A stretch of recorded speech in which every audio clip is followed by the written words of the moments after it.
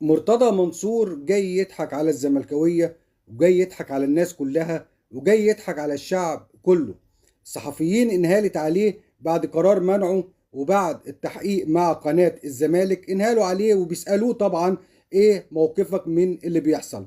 رد فعل مرتضى منصور كان هادي وناعم ورقيق جدا، وكان انسان حبوب جدا. يعني مش هو ده مرتضى منصور اللي انتوا بتشوفوه في شتايمه وتجاوزاته والكلام اللي انتوا عارفينه كله. المهم ان الراجل زي ما قلت لكم قبل كده ان الراجل ده بيلعب بخطة يعني ما شاء الله عليه، راجل مهندس في المحاماة طبعا وانتوا عارفين. المهم خلينا نخش في الموضوع على طول. مرتضى منصور بيقول للصحفيين انا وطني وكنت بدافع عن الوطن من اعداء الوطن.